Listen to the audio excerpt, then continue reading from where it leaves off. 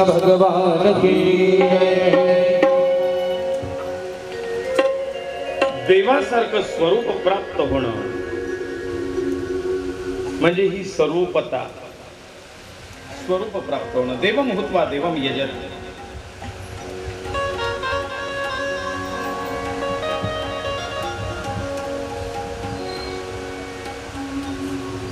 रावणाला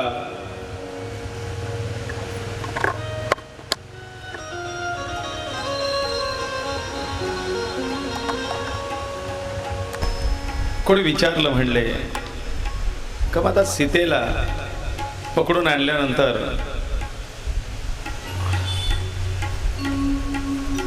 कैद करून ठेवलं,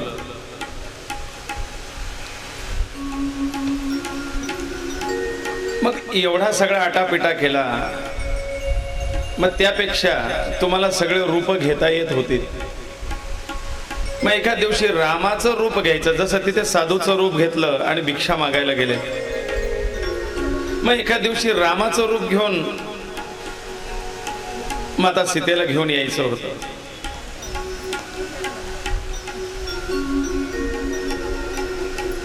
रावणाने सांगितलं मी तसा प्रयत्न केला, पण ज्या वेळेला मी रामाचं रूप घ्यायचो त्यावेळेला माझी दृष्टी बदललेली असायची. त्यावेळेला माझ्या दृष्टीत ते पाप, ती वासना, तो भेद ह्या गोष्टीच नसायच्या. त्याच्यामुळे जे स्वरूप घ्यावं त्या प्रमाणचे भाव आपल्या देहात, मनात, चित्तात, अंतःकरणात, दृष्टीत, आचरणात येतात. त्यामुळे स्वरूपता, त्याच्यासारखं रूप प्राप्त होणं हे फार महत्वाचं आहे. आणि मग सगळ्यात शेवटची पायरी सायुज्यता.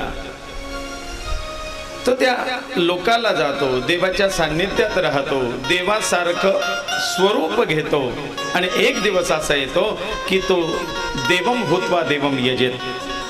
ते देवपूजन करता करता, देवासारखं स्वरूप घेता घेता तो देवची होऊन गेलो, तो देवाशी एकरूप होतो.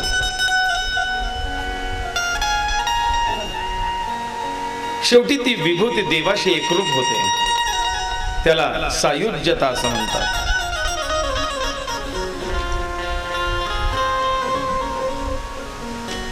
इकडे या पुण्यवंतांची तर ही अवस्था आहे.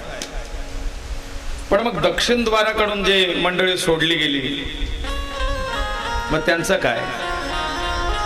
त्यांचं इथे ते सांगतात,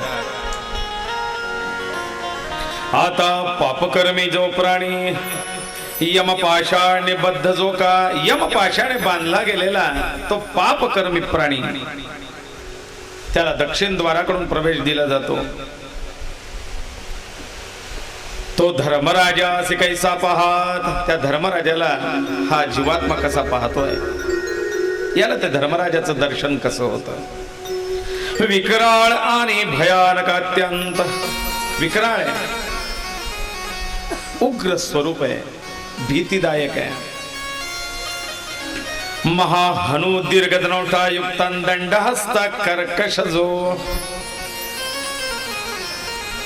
बलदंड शरीर आहे, हातामध्ये दंड सोटा घेतलाय, एका हातात पाश आहे, ज्याच्या चेहऱ्यावरचा भाव उग्र आहे, लालबुंद डोळे विस्फारलेले, लोमश तनु भीषणास्य, लोमश तनु आहे, अंगावरती केस आहेत, भीषण हास्य, ज्याच्या हास्यामध्ये सुद्धा एक भीषणता आहे. इकडचं धर्मराजाचं हसणं हे सुखप्रद होतं, आनंद देणारं होतं. पण यमराजाचं हसणं हे दुःखदायी हसणं आहे. हसण्याचे प्रकार आहेत.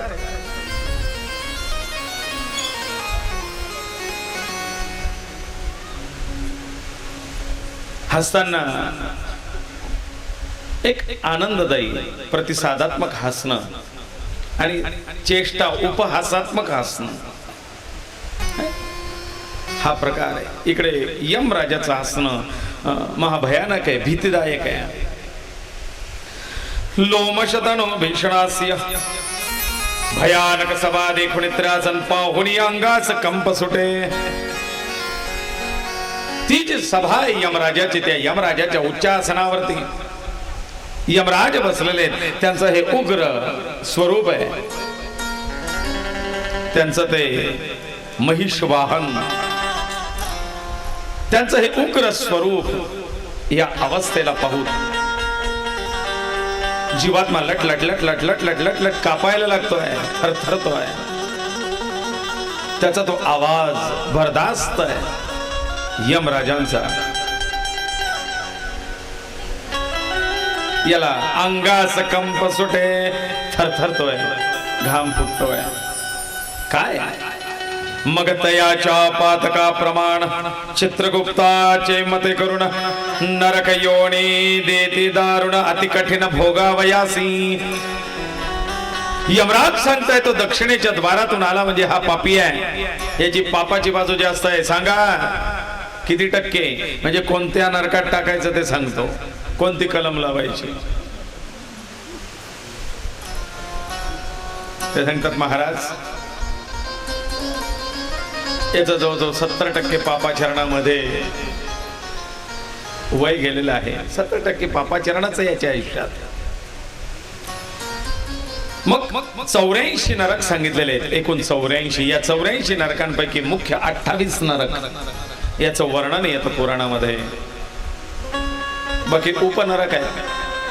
पण या 28 नरकांचं वर्णन आणि त्याची नावं आपण पाहूया.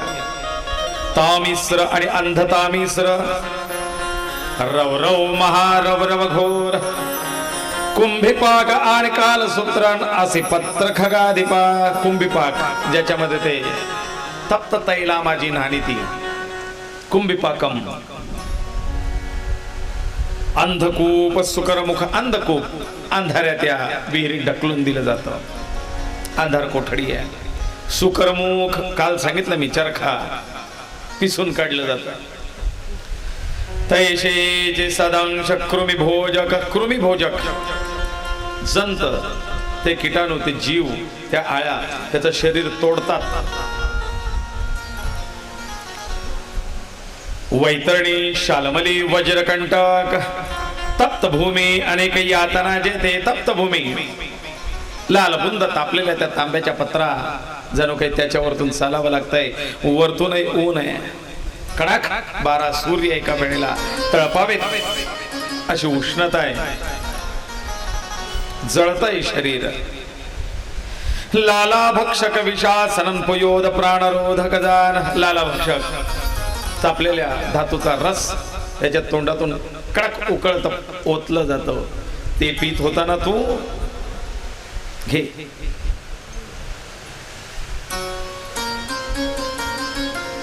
सारमे विचिरय पाडपात्र दारुण तैसेची, रक्षोदन दंत शोक क्षार चिकल निरोधक पर्यावर्त सुचिमुख. सुचिमुख सुळावर देणे, बारीक सुई सारखं टोक असलेला खांब त्याच्यावरती नेऊन बसवलं जातं. असं बसवल्यानंतर खालून हा घुसत घुसत घुसत डोक्यातून निघतो खांब. असा पूर्ण भेदन केलं जातं त्याला. असे ही 28 नरक, मा भयंकर यातना. शूलवेधक सांगितलंय. शूलवेधक ते जीव ज्यांची हिंसा याने आपल्या आयुष्यात केलेली आहे, ते जीव अशा टोकदार भाले बाणांच्या साह्याने याला भोगसत राहतात. तो जीव तडफडतो, तळमळतो, यातना फार होतात पण कळत नाही. आपण म्हणतो पोटात असं तोडताना असं टुचल्यासारखं होतं. काय होतं असं वाटतं जसं काही पिना आहेत पोटात. असा त्रास फक्त अनुभूती, प्रत्यक्ष ते नसतं, त्याची अनुभूती करून देतो, त्रास करून देतो. मग हे कोण आहेत ज्यांना या सगळ्या पीडांना सामोरं जावं लागतं? दुसऱ्याचे हरिती धन, दुसऱ्याचं धन हरण करणारे ते प्राणी. अन्नोदक विहीन पावती ताडन तामस नरकी. जे दुसऱ्याचं धन हडप करतात लुबाडून, त्यांना तामिस्र नावाच्या नरकात टाकलं जातं. आणि जे वंचना करती बळेचे परद्रव्य हरती दृष्ट नष्टी पापमती अंधतामिस्र तया प्रती. वंचना, हो थोडीशी 10-5 हजार रुपयाची गरज होती, फार अत्यंत एकदम, नाही तर ते आता येतील मारझोड करतील, घरामध्ये हे करतील, लगेच दिलं तर बरं आहे, नाही तर मला धमक्या दिल्या लगेच द्या, आता पैसे पाहिजे होते. फार वंचना करून दुसऱ्याचं धन घ्यायचं आणि नंतर मग ते तू कोण मी कोण, मी नाही ओळखत तुला. अंधता मिश्रतया प्रती. शरीराच्या अभिमाने करुणी भूतद्रोह संपादित स्वशरीरे पोषिते अभिमाने महारवरवस्थानिते. स्वतःच्या शरीराचा, रूपाचा, बलाचा गर्व करून दुसऱ्याला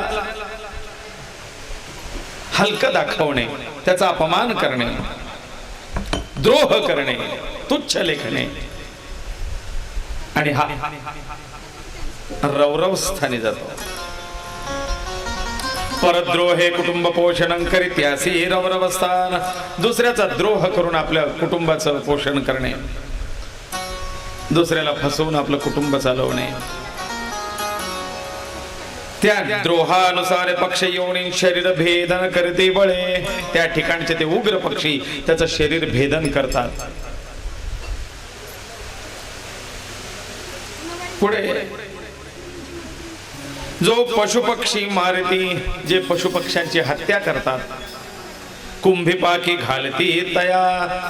कुंभिपाक नरकामध्ये त्याला स्थान दिलं जातं.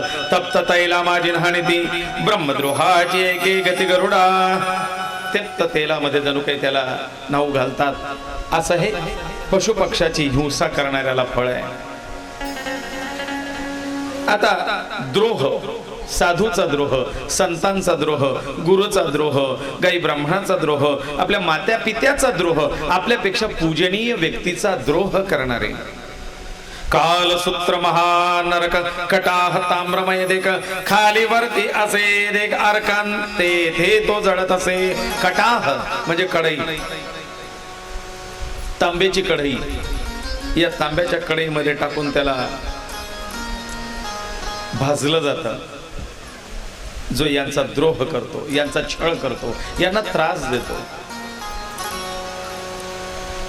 वेद मार्गाचा करुणे त्याग पाखंड सेवा अनेकांत्यासी असे पत्रवणी सवेगन नेऊन अंग छेदती.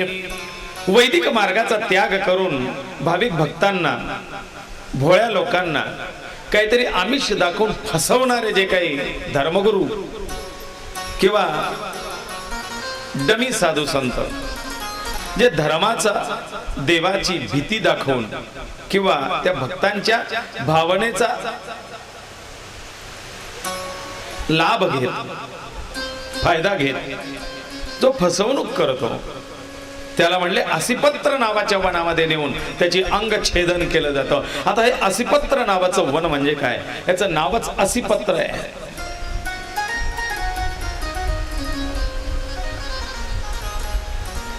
एक वन घनदाट, ज्याच्यामधल्या वृक्षांची पानं तलवारीच्या पात्यापेक्षाही धारधार आहेत, जणू काही ब्लेड. असे दुधारी पानं, ऊसाची पाचट, ऊसाच्या पाचटी सारखं. आणि अशा पानांचं घनदाट वन, या वनातून त्या जीवाला फरफटत नेलं जातं. त्या पानांनी याचं अंग असं छेदन भेदन कापलं जातं, चिरलं जातं. अजूनही ऊसाची पाचट, ऊस कापायला जाणाऱ्यांना माहिती, ते ऊसाच्याच पानांनी किती अंग आग मारतं, कापलं जातं. ज्वारी बाजरीच्या पाचटाने पण होतं. तर हे असे पत्र आहे, धार धार तलवारीच्या पात्याप्रमाणे त्याची पानं आहे. याच्यातून याला नेलं जातं. तू देव, धर्म याच्या भीतीपोटी किंवा याचा गैरवापर करून तू लोकांची फसवणूक करत होतास. ते हे असे पत्र. अदंड्यासी जे दंड करती, दुसऱ्याचा देह दुखविती. अदंड्यासी दंड म्हणजे चुकीचा नसताना त्याला चुकीचं सिद्ध करून त्याला दंडास कारणीभूत ठरवणं, खोटा आळ लावणं, खोटा आरोप करणं, दुसऱ्याचा देह दुखावणं, दुसऱ्याचं मन दुखावणं, मुद्दाम होऊन त्याला अपमान करणं, याला सुकरमुख नावाच्या नरकात. कालची कथा. पीडा इच्छिती इक्षुदंडवत. इक्षुदंड म्हणजे ऊस, ऊसाप्रमाणे त्याला पीडा दिली जाते. कीटक मत्कुण संहार त्याचे अंधकूप नरकंते तेही जंतू अनेक दंशती त्याच निश्चये. छोट्या छोट्या किड्यांचा, छोट्या छोट्या जीवांचा नाश, हत्या, हिंसा करणाऱ्याला या अंधकूप नावाच्या नरकात टाकून त्या अंधाऱ्या कोठडीमध्ये इतके ते जीव असतात की तेही त्याला तोडून तोडून तोडून तोडून खात असतात.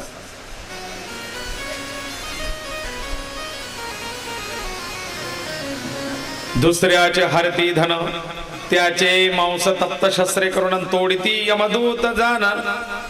दुसऱ्याचं धन हरण करणारा, फसवणारा, लुबाडणारा, पळवणारा, चोरणारा, याच्या म्हणजे तापलेल्या शस्त्राने याच्या मांसाचे तुकडे तोडले जातात. तापलेल्या लालबुंद सूर्याने याच्या मांसाचे तुकडे काढले जातात. सर्रकन त्याचं शरीर जळतं.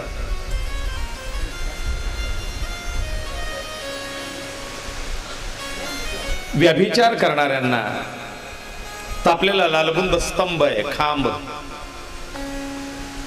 त्याला आलिंगन देऊन बांधलं जातं आणि त्या खांबाला खालून आग लावली जाते, पुन्हा लाल केलं जातं. नाना परिपाखंड सेवन जो नर करी अज्ञान वैतरणी माझित्यासी पतान. पाखंड करणारे, खोटा आव आणून दुसऱ्याला फसवणारे, यांना वैतरणीत टाकलं जातं. दुर्गंधयुक्त ती कालची नदी.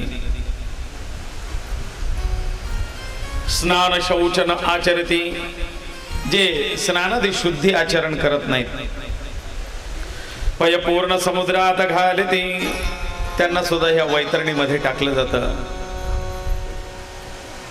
मृगया भीषाण जंतु वदती, एक लक्ष लावणी निरंतरन बाण सोडिती निर्दय जरा. मृगया करणारे, शिकार करणारे, पशूंची हत्या करणारे, यांना सुद्धा हेच पशु ते त्याच्यावरती ते शस्त्र चालवतात, जणू काही ते त्याला बाण मारून याला पळायला लावतात आणि त्याची शिकार हे करतात. शिकार केल्यानंतर आम्हाला काय पीडा होत होती याची जाणीव त्याला करून देतात.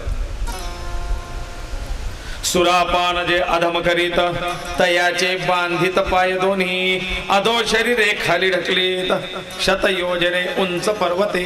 100 योजन उंच अशा त्या पर्वतावरतून दोघे पाय बांधून उलट त्याला सोडतात, वरतून खाली डोक्याच्या भागावरती.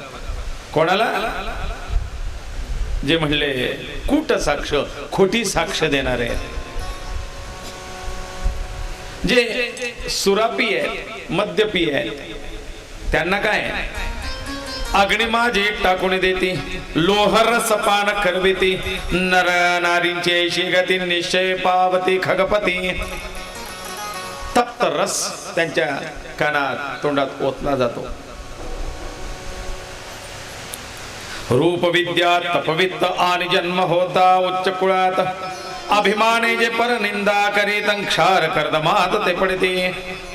उच्च कुळाचा, उच्च पदाचा, मोठेपणाचा अहंकार करून दुसऱ्याला तुच्छ लेखणारे,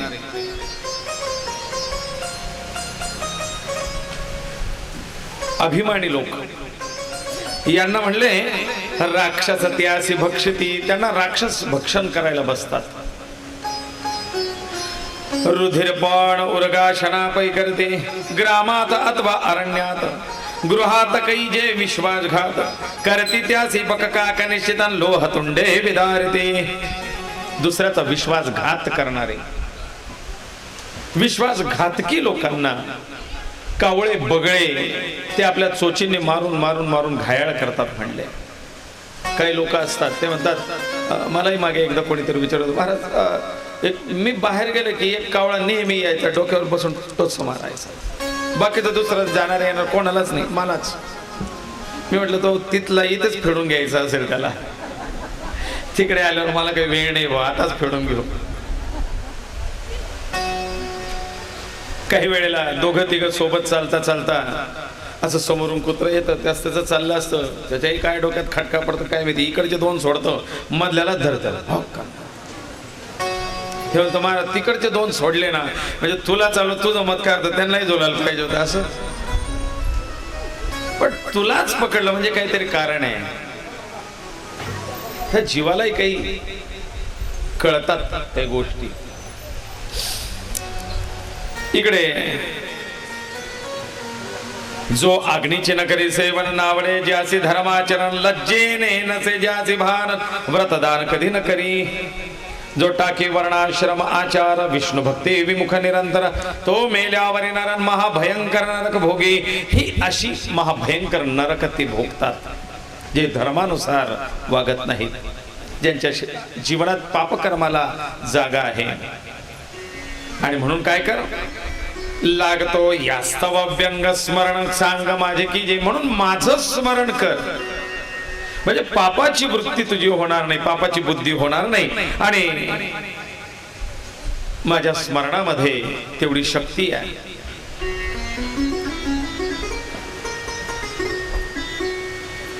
काय म्हणले, भीषण सुलक्षण नाम माझे भीषण, वैद्य डॉक्टर औषध माझं नाव एवढं म्हणजे तुला ह्या पापापासून मुक्त करतील. गरुडाने मधूनच प्रश्न विचारला, नारायण सत्य असत्य, खरं खोटं, सत्य व्यवहार असावा असं तुम्ही सांगितलंय. असत्य बोलणाऱ्याला नरक प्राप्ती, त्याला पीडा आहे, त्याला दुःख आहे. नारायण सांगतात, गरुडा पण सगळ्याच ठिकाणी नाही. म्हणजे गरुडा काही ठिकाणी खोटं बोलला की खऱ्याचं फळ मिळतं, पुण्य मिळतं, आणि खरं बोललं की पाप लागतं. गरुड महाराज सांगतात, देवा जरा मला समजावून सांग, मग खोटं बोलावं की खरं बोलावं. नाही, व्यवहार खराच असावा, पण काही स्थानं अशी आहेत की ज्या ठिकाणी खरं बोललं तर पापाला भागीदारी व्हाल आणि खोटं बोललात तर पुण्य लागेल. कसं? सत्य रूप होय असत्य, असत्य रूप होई सत्य, कित्येक असत्य स्वर्गी जात, कित्येक भोगीत सत्य नरक. काही वेळेला कित्येक लोक सत्य बोलल्यामुळे नरक भोगतात आणि काही असत्य खोटं बोलल्यामुळे स्वर्गाला गेलेत. असे उदाहरण घडलेत. गरुड म्हणतात, देवा हे तर काही वेगळंच आहे. गरुड तुला आठवत आहे मी कुरुक्षेत्रामध्ये भीष्मांना बोललो होतो, पितामह आयुष्यभर धर्माचरण आणि सत्य व्यवहार हे तुमचं वचन आहे, तुमचा व्यवहार आहे, ही तुमची ओळख आहे. पण तुमच्या खऱ्या ओळखीने आणि तुमच्या त्या धर्माचरणामुळे दिलेलं वचन आहे, मी वचन दिलंय ते पाळणार आहे, मेरा वचन ही मेरा शासन आहे. आणि त्या दिलेल्या वचनामुळे तुम्ही अधर्माचे साथ देता आहात. मग शब्द निघालाय तो पाळायचा आहे, हे खरं आहे, सत्य व्यवहार आहे. पण त्यामुळे किती अत्याचार आणि अनिती वाढते हे तुम्हाला कळत नाही. एक तुमचा खरा व्यवहार आणि दिलेलं वचन पाळणं या गोष्टीमुळे सगळं महाभारत घडतंय. भीष्माचार्य त्यावेळेला तुम्ही जर तुमची प्रतिज्ञा सोडून मोडली तरी मोडली प्रतिज्ञा की मी वचन दिलंय सदोदित या सिंहासनाच्या आज्ञेत राहीन, पण ते सिंहासन जर आता अधर्माचा मार्ग स्वीकारताय तर तुम्ही त्याची सेवा कराल? तिथे नकार द्यायला हवा होता, पण तुम्ही तुमची प्रतिज्ञा आणि तुमचं सत्य वचन सत्य व्यवहार याच्यावरती अडून बसलात आणि एवढं सगळं महाभारत घडलं. इथे तुम्हाला मरताना यातनाच भोगाव्या लागतील. यातनामय मृत्यू आहे. भले नंतर मोक्ष मिळेल, पण त्या एका गोष्टीमुळे तुम्हाला या यातना. भीष्माचार्यांनी विचारलं ना, का गोविंद मला या यातना? मी तर सदैव दिलेला शब्द कधी मोडला नाही, धर्माचा मार्ग कधी सोडला नाही, ब्रह्मचर्याचं अखंड पालन केलं, तरीही इतक्या यातना भोगाव्या लागल्यात. गोविंद त्यांना ही गोष्ट समजावून सांगतात. आचार्य अशा ठिकाणी स्पष्ट नकार दिला असतात तर हे महाभारत टळलं असतं. पण याच्यात एक कारणीभूत तुम्ही आहात हे सगळं घडायला, कारण हे सामर्थ्य तुमच्यात होतं. धर्मराज युधिष्ठिराला सुद्धा ही गोष्ट समजावून सांगितली होती की युधिष्ठिरा, द्रोणाचार्यांना आवरायचं असेल, द्रोणाचार्य हातातले शस्त्र तेव्हाच सोडतील, त्यांची प्रतिज्ञा आहे, जोपर्यंत माझा अश्वत्थामा मरत नाही तोपर्यंत मी हातात शस्त्र सोडणार नाही, युद्ध करणं सोडणार नाही. आणि अश्वत्थामा तर चिरंजीवी आहे, तो मरणार कसा? म्हणजे द्रोणाचार्य हातातून शस्त्र सोडणार नाही. धर्मराज, जर तुम्ही सांगितलं की अश्वत्थामा मेला तर द्रोणाचार्य तुमच्यावरती विश्वास ठेवतील. धर्मराज म्हणतो, मी खोटं कसं बोलू? आजपर्यंत बोललो नाही. म्हटले, धर्माकरता बोललेलं खोटं हे पुण्याचं फळ आहे, पण जर तुमच्या खऱ्या बोलण्यामुळे इथे धर्मावरती संकट येत असेल तर तुम्ही नरकाला भागीदार व्हाल. तुमचा खोटा व्यवहार तुम्हाला नरकात घेऊन, खरा व्यवहार नरकात घेऊन जाईल. ज्या ठिकाणी धर्माचं हित आहे, ज्या ठिकाणी देशाचं हित आहे, ज्या ठिकाणी देवाचं हित आहे, ज्या ठिकाणी साधू संतांचं हित आहे, एक तुमचा एक शब्द आणि एखादा परिवार मोडण्यापासून वाचत असेल, उद्ध्वस्त व्हायला आलेला आहे परिवार,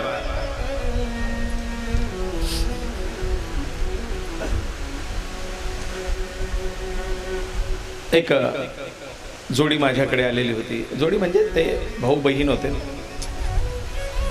पत्रिका पाहायला 4-6 महिन्यापासून त्याची पत्नी निघून गेलेली होती. मग ती पाहिली, भाऊची पत्रिका पाहायची आहे, ती कुंडली.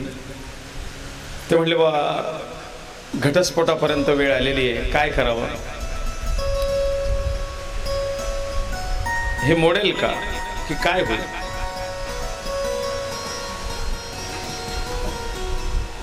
म्हटलं, पत्रिका तुझी काय सांगते यापेक्षा मी त्याला थोडं माझ्या मनातलं सांगण्याचा प्रयत्न केला, पण पत्रिका पाहून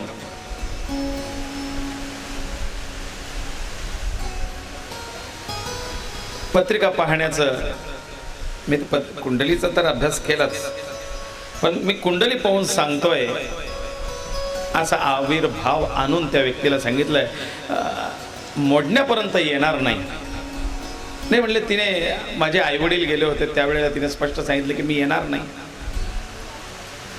म्हटलं, पण कदाचित हे सांगितलं असेल, तुम्ही तुमच्या आई वडिलांना विचारा की माझा नवरा जर आला तर मी विचार करीन. तुम्ही त्याला का नाही आणलं? त्याला घेऊन या. तुमची पत्नी तुमची वाट पाहते, तुम्ही घ्यायला जाल तर ती नक्की येईल, पण तुमच्या घरचे गेलेत, तिथे काम बिघडलं. एकदा तुम्ही जा किंवा तुम्ही स्वतः फोन करा की मला घ्यायला यायचं आहे, मी येतो. बाकीचे वादविवाद बाजूला, आपण बोलूया थोडं. त्यावेळेला थोडं डबडबल्यासारखं त्याच्या डोळ्यात पाणी आलं आणि तो बोलला, जिस दिन वो घर छोड़ के गए, बोले उस दिन उसका फोन पे हमारी बात हुई थी, तो वो बोली कि मैं 20 मिनट नीचे तुम्हारा इंतजार करती रही, तुम मुझे मनाने के लिए आओगे लेकिन तुम आए नहीं, इसलिए मैं चली आई, लेकिन तब तक मुझे लगता था कि आप मुझे रोकोगे. म्हटलं, बस तीच वाट अजून पाहते तुझा. नहीं बोले मुझे किसी ने ऐसा बोला है कि उसका कोई अफेअर आहे. मी म्हटलं नाही तसं काहीच नाही, मनात आणू नको, निशंक होऊन घ्यायला जा, ते तुझ्या बरोबर यायला तयार राहील. तो आनंदित होऊन गेला. काय विनाकारण एक गोष्ट त्याचा संसार पुन्हा सुखाचा होत असेल तर, मोडण्यापासून वाचत असेल तर तुमचा एक शब्द खोटा का असेना वापरा. एखाद्या गायीचे प्राण, एखाद्या जीवाचे प्राण तुमच्यामुळे वाचत असतील तर तिथे खोटं बोलायला हरकत नाही. पण तुमच्या खऱ्या बोलण्याने जर अशी काही हानी होणार असेल, नुकसान होणार असेल तर मग बाकी ते खरं बोलणं हे आपल्याला पापाचं भागीदार होत आहे. तुम्ही म्हणा शेजारच्या घरात चोर घुसला आणि त्याने मला विचारलं का हो तुम्हाला काय वाटतं कोण होता, मी पाहिलंय त्याला पण मी काही सांगणार, कारण माझ्या एका खरं बोलण्यामुळे त्या चोराचं आयुष्य जेलमध्ये जाईल बिचारायचं. वाईटाला प्रतिसाद किंवा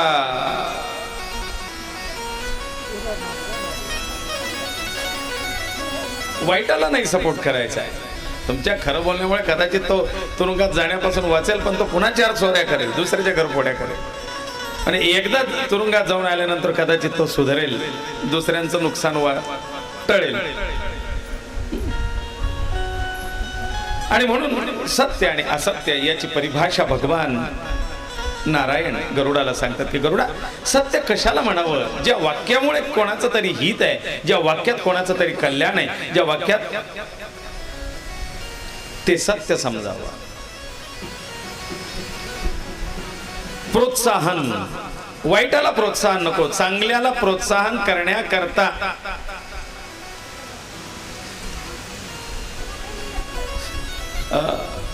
काय म्हणलं ते,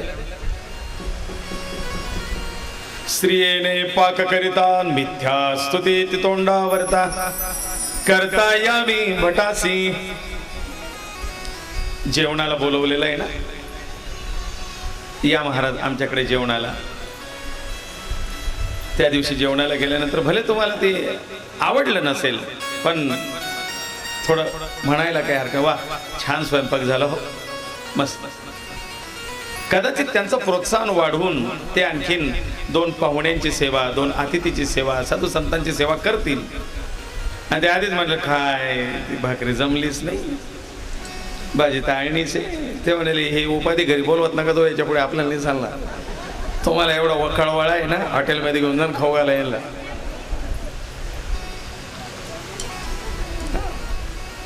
मिथ्या स्तुती तोंडावर ताण करता यावी भटासी. कुठेतरी तुमच्या एका खोट्या शब्दाने काही गोष्टी वाढत असतील, त्याच्यात चांगल्यात भर पडत असतील तर जरूर करा. लहान मुलाचं वागणं, बोलणं, त्याचं नाचणं, त्याचं नृत्य करणं, त्याचा अभंग, भले तो तालात सुरात नसेल, पण त्याला दिलेलं प्रोत्साहन एक शक्ती, ऊर्जा निर्माण करतं. हो हो, सगळ्यांनी टाळी वाजवली होती, मी इतकं छान अभंग म्हटलं, मी इतकं छान गाणं म्हटलं, पुढच्या वेळेला आणखीन मी व्यासपीठावर स्टेजवरती जाऊन आणखीन म्हणेन. त्याला ते करण्याची उमेद, शक्ती येते. आणि आधीच त्याच्याबद्दल हे काही जमलं नाही असं होतं, त्याचं मन खच्चीकरण होतं. पुन्हा तो व्यासपीठावरती किंवा त्या माईक जवळ उभं राहायला घाबरतो, लोक काय म्हणतील, जर माझं चुकलं तर मागच्या वेळेला बोलले होते, याही वेळेला बोलले. समजावण्याची पद्धत असते. पण याप्रमाणे ते आचरण सांगताना गरुड सांगतात की बाबा रे, हा व्यवहार परोपकारा कधी न लावती, हे मेल्यावरती पिशाच होतील, स्वगृहा माझे वाच करते, कदा न सोडती धन येत. ते सर्व मनुष्य रूपे करुणीन माझे अंश असते, जाण जे मेल्यावरी माझे स्थान पावती, जाण खगपती. पुण्यवंत सत्वशील लोक माझ्या लोकाला पावतात, दुष्कर्मी लोक यम लोकाला पाहून त्यांच्या पाप पुण्यानुसार जन्म भोगतात. मग मागुती आली या जन्माची, सत्संग घडे दिननिशी, महाधर्म सत्संग पर्येची, स्वर्ग तुळणेची कधी संगा, कुसंग हेची महापाप. पहिलं पापाला कारणीभूत म्हणजे कुसंग, वाईट संगती. आणि म्हणून वाईट संगतीने पापाचरण वाढतं. वाईट संगतीच्या आधी सावध व्हा आणि पापाचरणापासून दूर राहा. कुसंगतेची महापाप महान नरक त्यासी अभियान यास्तव प्रयत्न करून असत सेवन करू नये. मग काय करा? साधूंचे करावे सेवन. साधू संतांचे, चांगल्या सत्पुरुषांचे, चांगल्या आचरणाच्या लोकांची संगती करावी. ते सद्गती आणि स्वर्गस्थान, ते स्वर्ग आणि सद्गती प्राप्त करून देतील. निदान काहीतरी दोन चांगल्या सवयी निश्चितच लागतील चांगल्याच्या संगतीत. आणि म्हणून पापाची चिन्ह सांगतायत आपल्याला. हा जो जन्म प्राप्त झाला ना, या जन्मात आपल्याला मागच्या जन्मीच्या पापाची चिन्ह ओळखता येतात. काय पाप मी पूर्वी केलं होतं? आपण म्हणतो ना, काय पूर्वी जन्मी पाप केलं होतं काय माहिती, हे असं असं झालं, किंवा हे भोग मला भोगावे लागले, ते यांच्यासारखं सोंग मला भेटलं.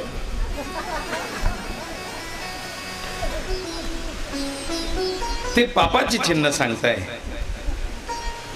आता सांगतो म्हटले ऐक. काय?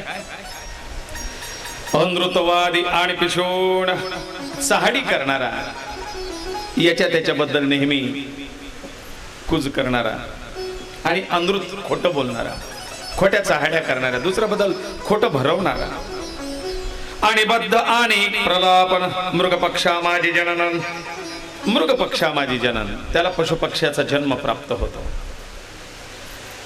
आणि असे अदत्त, जो जन्मे रोग संयुक्त, अदत्त कधीही कोणाला काहीही न देणारा, तो रोग संयुक्त जन्माला येतो, रोगट जन्माला येतो.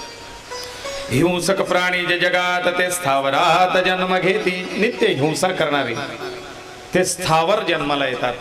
वृक्ष, वेली, लता, निद्राळ, क्रूर आणि लुब्धक, नास्तिकतायसे वंचक, प्रमादी भिन्न वृत्ती देख, तिर्यंच्या माझी सम्यक जन्म त्यासी. सतत निद्रा, झोपेत, आळसात वेळ घालवणारे, लुब्ध, नास्तिक, वंचना करणारे, यांना तिर्यंक जन्म, तिर्यंक म्हणजे पक्षाच्या योनीमध्ये जन्म प्राप्त होतो. मृग, उष्ट्र, श्वान, सुकर, मृग, उंट, श्वान, कुत्रा, शुकर,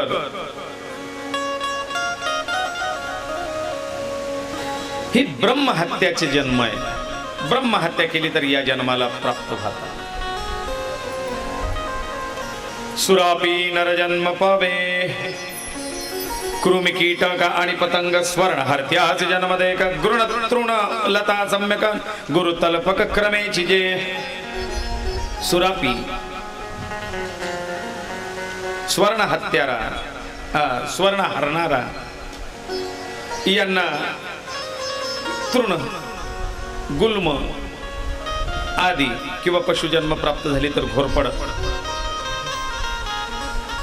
आणखीन ते पुढे सांगतात, अन्य हत्यासी अन्न वाणी चोरिता, तो मुकजान, जो अन्न, वाणी, विद्या यांची चोरी करणारा आहे, विद्येची चोरी करणारा मुका होतो, मुका जन्माला येतो. ज्ञानाची चोरी करणारा, कर्णाला शाप दिला होता, तू विद्या चोरून आणि खोटं बोलून संपादन केली, म्हणून प्रत्यक्ष वेळेला तुला ती विद्या आठवणार नाही, तो मुका झाला. त्याला तो मंत्रच आठवेना, मंत्र म्हणता येत नव्हता.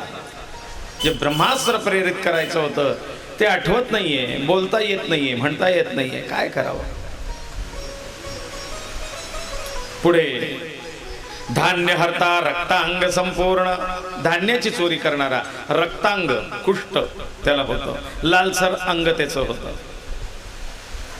तैसाची पिशवण दुर्गंधी मुख, तैल हरता तेल होत, तेल हरण करणारा, तेलाची चोरी करणारा, तो दुर्गंधीयुक्त शरीराचा होतो, त्याच्या शरीराला दुर्गंधी येते. चहाडी कर त्याच्या मुखास दुर्गंध. पूर्वजन्मी ज्याने खोटी चहाडी केली आहे त्याच्या मुखाला दुर्गंधी असते. पन्न शाखा चोरिता किंचत. पान फळ फुलं यांची चोरी करणारा.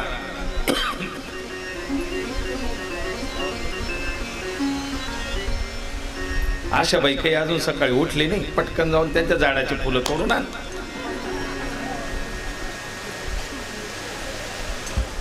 हे जाते पटकन त्याच्या कंपाऊंड मधले सगळे झाडं तोडून आणते. आपल्याला बरं झालं. सकाळी अशा बाई बोंब मारते, आमच्या झाडाला फुलत नाही, कोण आलं सकाळी सकाळी तोडून गेलं. माय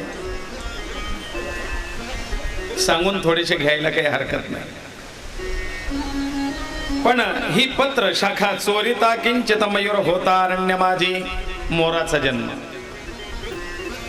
जली चोरीले गंधद्रव्य सुगंधी पदार्थ, सुगंधी द्रव्याची चोरी करणारा. तया पावेची चुंदरिका या चुचुंद्रीचा जन्म. धान्य चोरिता मूषकान्वय धान्याची चोरी उंदीर. या नरमणीय चोरिता उंट वाहनाची चोरी करणारा उंटाच्या जन्मात.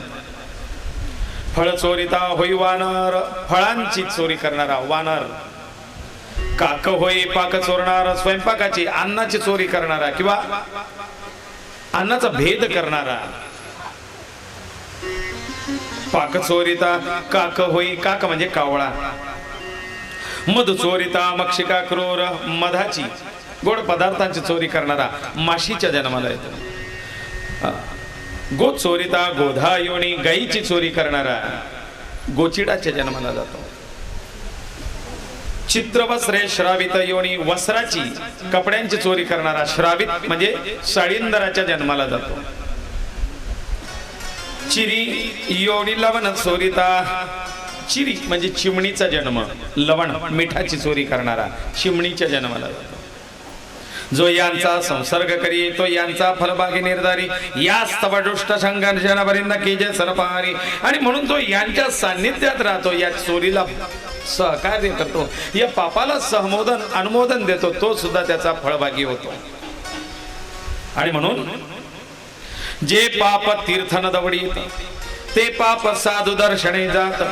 साधूनी फार केले पुनीता माझे या पदात बहु आले. साधू संतांच्या दर्शनाने अशी पाप नष्ट होतात. म्हणून वाटतंय तुला मी पाप केलाय, म्हणून वाटतंय तुला माझ्या हातून दोष घडलेत, पातक घडलेत, तर मग पाप करून पश्चाताप करण्यापेक्षा हे पापी प्राण्या काहीतरी सत्कर्म कर, भजन कर, पूजन कर, देवाचं नामस्मरण कर आणि वेळीच सावध हो. ओ पापी मन कर ले भजन बाद में प्यारे पछताएगा. जब पिंजरे से पंछी उड़ जाएगा, पिंजरे से पंछी जब उड़ जाएगा. ओ पापी मन कर ले भजन, ओ पापी मन कर ले भजन बाद में प्यारे पछताएगा. जब पिंजरे से पंछी उड़ जाए, जब पिंजरे से पंछी उड़ जाएगा.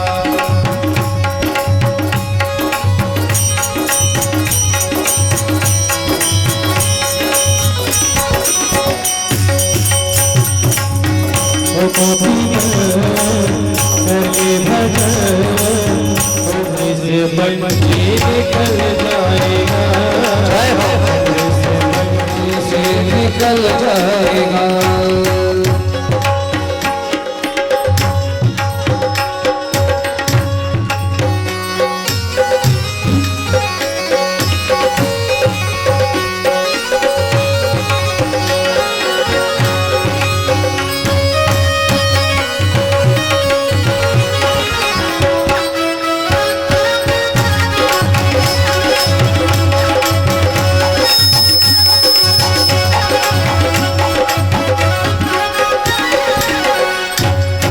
जो परवाना मेरा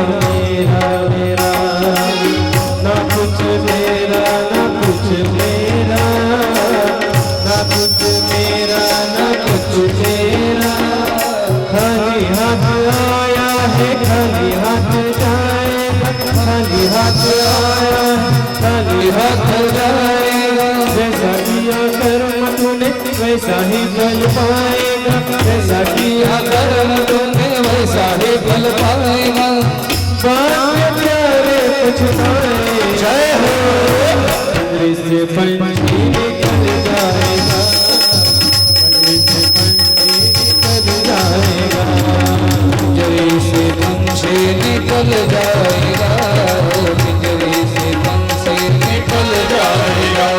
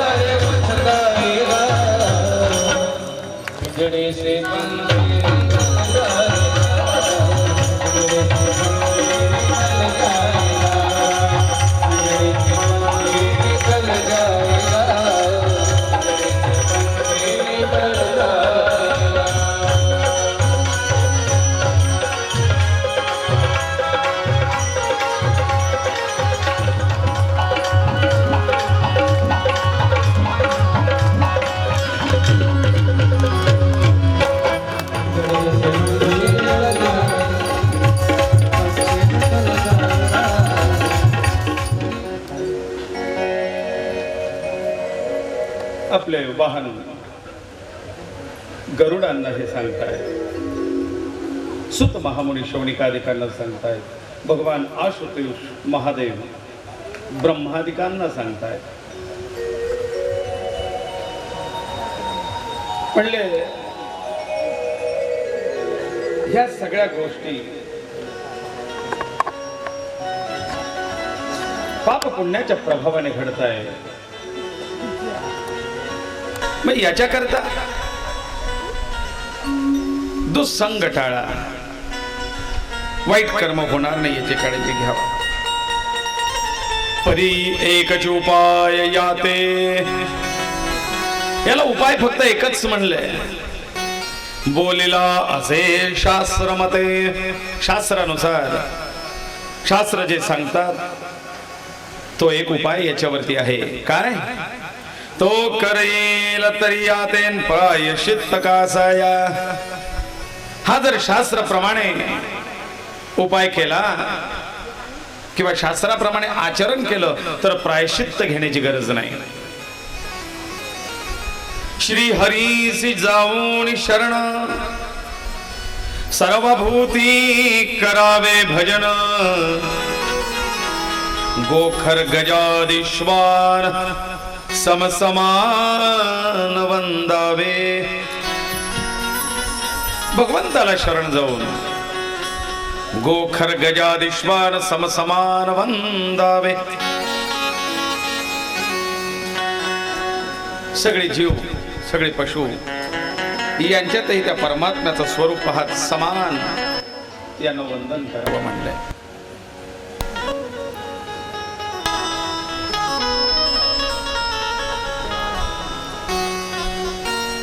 परवा तेरवाच्या दिवशी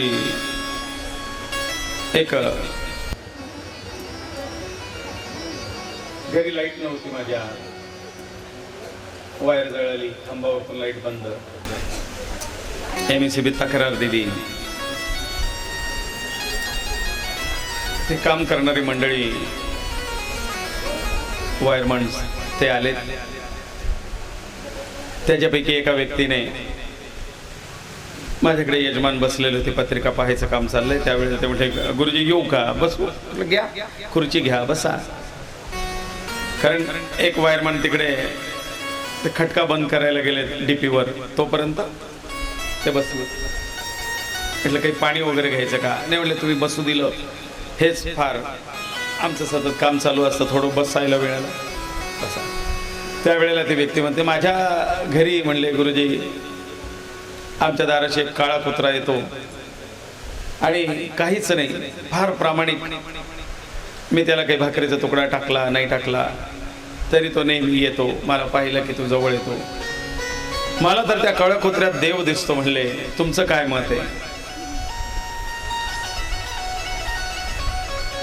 काही नाही.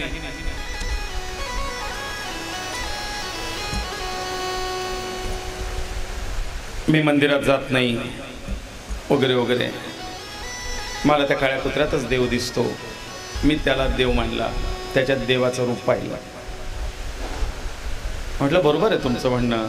संतांनी हेच तर सांगितलंय, पशुपक्षी जीव याच्यात देव पाहता यावा.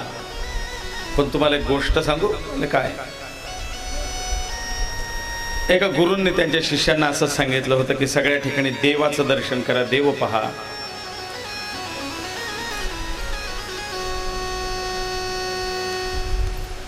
तर शिष्य मंडळी आपलं शिक्षण पूर्ण करून ज्या वेळेला निघाली त्यावेळेला त्याच्या लक्षात होतं की गुरूंनी सांगितलं की अगदी पशुपक्षी जीवजंतू गाय कुत्रा गाढव मांजर सगळ्यांमध्ये देव आहे. तो कधी कोणाचं वाईट करत नाही. विठ्ठल जळी स्थळी भरला दृष्टीने पाहिला विठ्ठलजी विठ्ठल.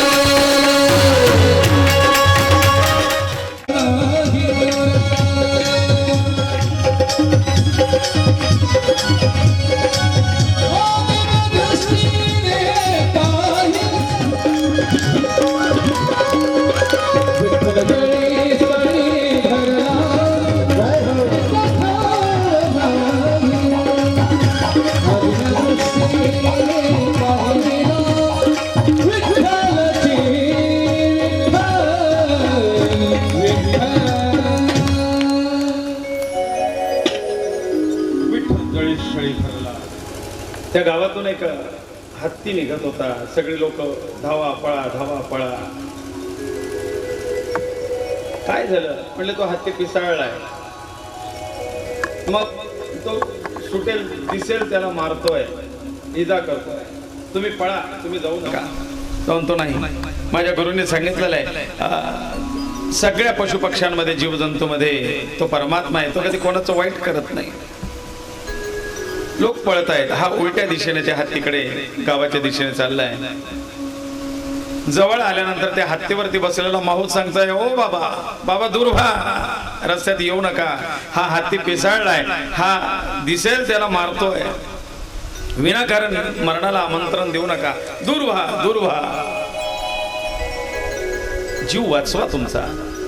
तो म्हणतो नाही, माझ्या गुरुने सांगितलंय प्रत्येक जीवात प्रत्येक प्राण्यात तो परमात्मा आहे. तो कधी कोणाचं वाईट करत नाही. जसा हाती जवळ आला त्याने त्याला उचलला, सोंडेत गुंडाळला आणि काट्यात फेकला. जखमी झालेला हा शिष्य पुन्हा गुरूंच्या आश्रमात म्हणले, महाराज तुम्ही सांगितलं सर्व ठिकाणी सर्वातच पृथ्वा 33 दशांगुलम तो नारायण आहे आणि तो परमात्मा कधी कोणाचं वाईट करत नाही. मला तर पहिल्याच दिवशी त्याचा साईड इफेक्ट, तर काय झालं असं असं मी त्या हत्तीत माझा देव पाहिला आणि त्या देवाने मला इजा केली. म्हणजे मला घटनाक्रम सांग ना व्यवस्थित. मग त्याने सांगितलं मी इकडनं जात होतो, लोक पळत येत होते. त्या लोकांना विचारलं मी काय झालं, म्हणले मग हत्ती पिसाळलाय. मी त्यांना विचारलं माझा देव काही माझं वाईट करणार नाही. नंतर त्या माहुताने मला सांगितलं की हत्ती पिसाळलाय. मी म्हटलं माझा नारायण माझं काही वाईट करणार नाही. पण मी त्या नारायण रूपी हत्तीजवळ गेलो आणि त्याने मला पटकला. मग गुरु म्हटले पहिला देव तुला त्या लोकांमध्ये दिसला नाही. जे देवाच्या रूपामध्ये, त्या माणसाच्या रूपामध्ये देव येऊन तुला सांगत होता बाबा पळा, तो हत्ती पिसाळलाय, तो देव तुला सूचना देण्याकरता त्या लोकांमध्ये येऊन गेला. तो तुला सांगून गेला की इकडे जाऊ नको, धोका आहे. तू त्या माणसात देव पाहिला नाही. पुन्हा देवाला तुझी दया आली. त्या माहुताच्या रूपात त्याने तुला सांगितलं अरे बाबा जवळ येऊ नको, हा हत्ती पिसाळलाय, हा हत्ती तुला मारेल, तू दूर हो. त्या माहुतात तुला तो तुझा देव दिसला नाही की माझा देव मला सांगतोय की हत्तीपासून बाजूला हो. देव त्या माहुताच्या रूपामध्ये येऊन सांगून गेला अरे बाबा या हत्तीच्या समोर उभा राहू नको, हा पिसाळलाय. पण तुला त्या माहुतातही देव दिसला नाही, तुला फक्त हत्तीत देव दिसला, त्या प्राण्यात देव दिसला. तुला प्राण्यात देव पाहता येतोय पण माणसात देव पाहता येत नाही. तुझी दृष्टी कच्ची आहे म्हणून तुला हा त्रास भोगावा लागला.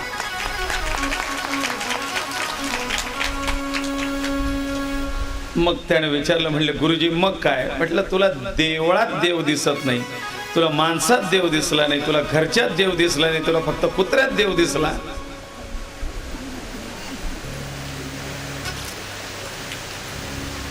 कुत्र्यात देव जरूर पहा, त्या पशुत देव जरूर पहा. हेच तर आपलं शास्त्र सांगतं.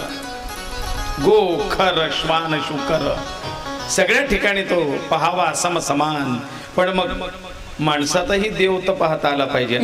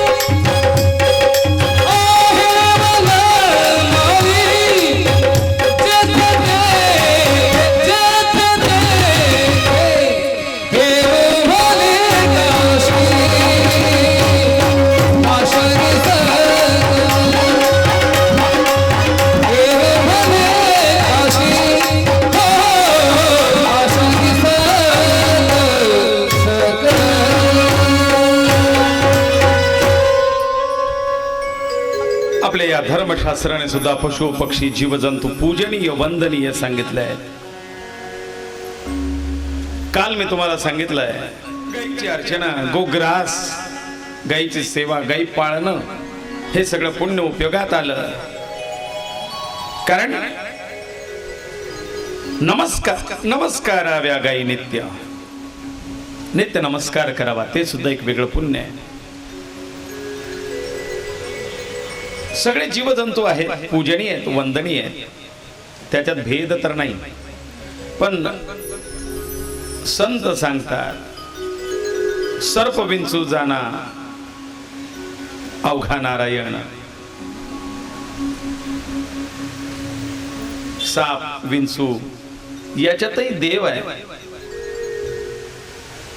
म्हणून मग तुम्ही त्याच्या फण्यावर डोकं टेकाल.